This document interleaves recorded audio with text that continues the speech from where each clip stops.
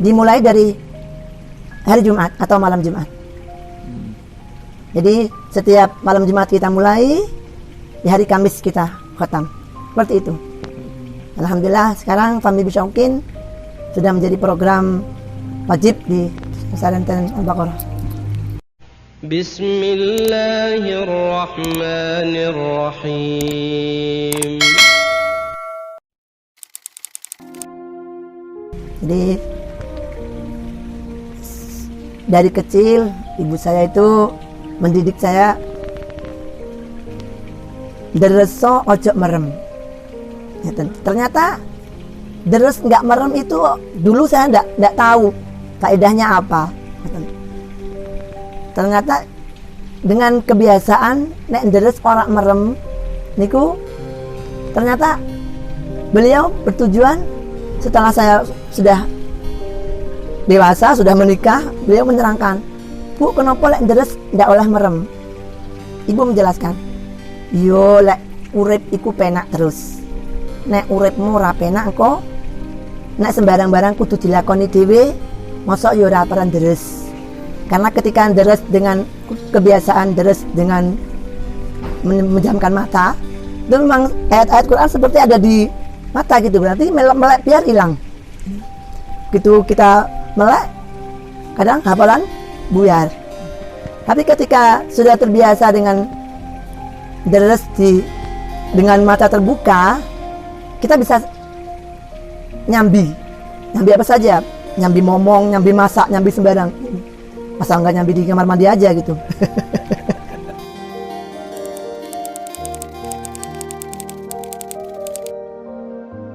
Saya mendapatkan jazah Fahmi Bisyauqin sekitar 13 atau 14 tahun yang lalu dari beliau Kiai Haji Uli Nuh Arwani.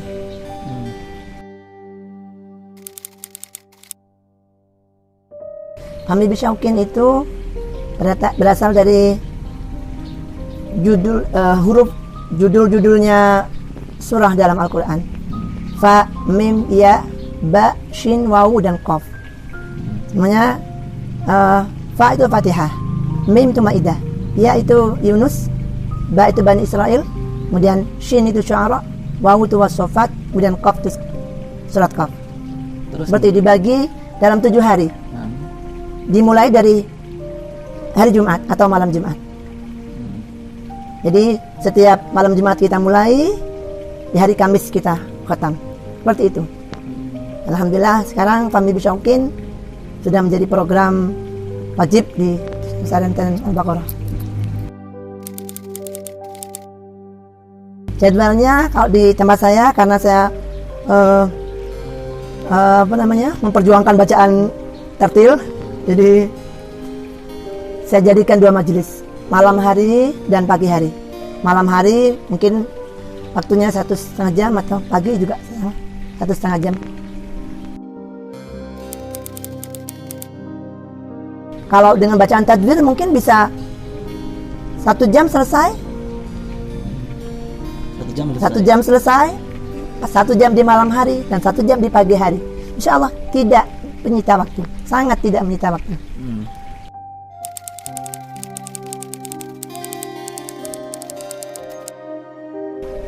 Mulailah dari awal lagi. Mulailah dari awal lagi, menghafal lagi, satu demi satu ayat dihafalkan lagi. Jadi sebenarnya ketika kita sudah memutuskan untuk menjadi penghafal Al-Quran, berarti kan sudah punya pilihan untuk menghafal. Wajibin itu wajib derese, bukan wajib lanyai. Lanyah itu anugerah, fadl dari Allah. Jadi wajibin itu murojaahnya, deresnya. Jadi ketika kita sudah deres, lanyah atau tidak itu urusan Allah.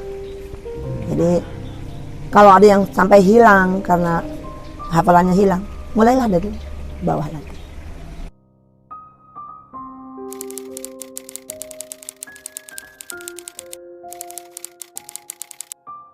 Masing-masing orang tidak sama, nggih. Ada yang bisa deres sendiri terus kemudian bisa lancar. Kalau sanatnya kalau sudah pernah digurukan kan sudah sah. Ya, kalau bisa murojaah sendiri terus kemudian bisa lancar, tidak masalah menurut saya.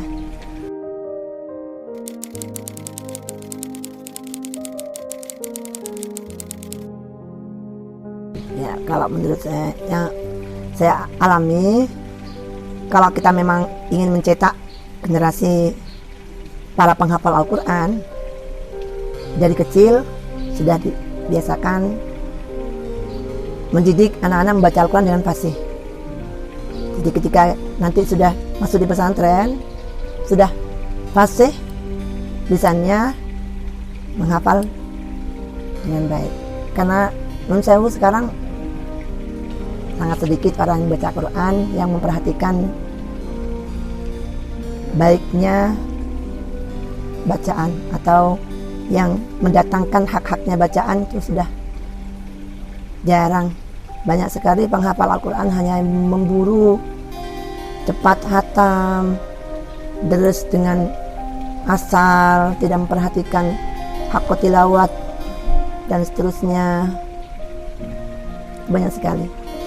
Jadi saya kalau boleh berpesan kepada para penghafal Al-Quran, dereso kaya dene perintahe Gusti Allah, yaitu ditartil dengan jelas bacaan yang memenuhi hak-haknya bacaan. Karena dengan memenuhi hak-haknya bacaan, dengan kita membaca Quran dengan tartil, sama dengan kita taat dengan perintahnya Allah. Tartil itu perintahnya Allah. Jadi dengan kita membaca Quran dengan tartil, sama dengan kita taat dengan perintahnya Allah. Dan itu juga menjadi salah satu cara kita memuliakan Al-Quran itu sendiri. Karena menurut saya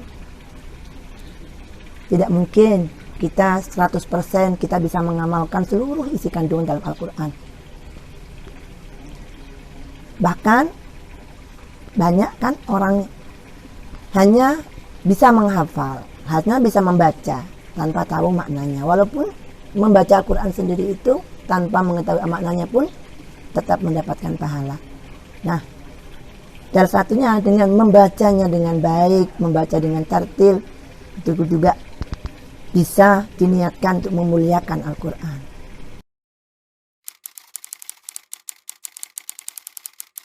Standar seperti pondok-pondok pesantren yang lain, yaitu ada yang 3 tahun, ada yang 4 tahun. Kalau yang lebih cepatnya itu ya ada ya, tapi tidak banyak. Ya ada yang 2 tahun, tapi tidak banyak. Saya juga salut kalau ada anak kecil-kecil, sekolah-sekolah yang dengan tren masih kecil menghafal Quran. Salut karena kenapa? Supaya daripada mereka ikutan tren-tren yang nggak benar, ya bagus dengan tren sekolah sambil menghafal atau apa seperti itu bagus. Dan sekarang kan marak di mana-mana sekolah SD sambil menghafal dan seterusnya.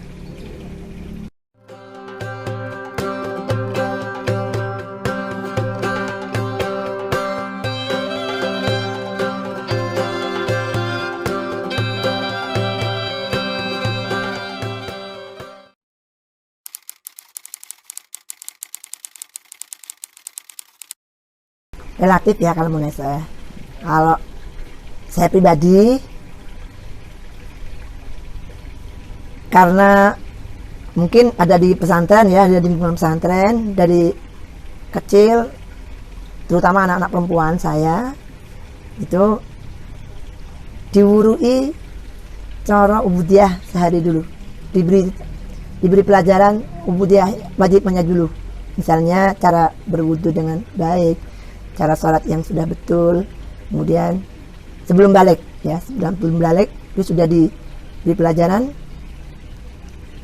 ilmu syaratnya dulu, yaitu cara bersesuci yang baik, yang betul, kemudian cara sholat yang betul, kemudian ya semacam itu ya, pendidikan pokoknya, dasarnya.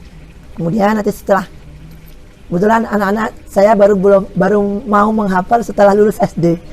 Nggak ada yang seperti saya dulu waktu masih kecil sudah menghafal, nggak ada. Jadi anak-anak saya semuanya baru mau menghafal setelah lulus sekolah dasar.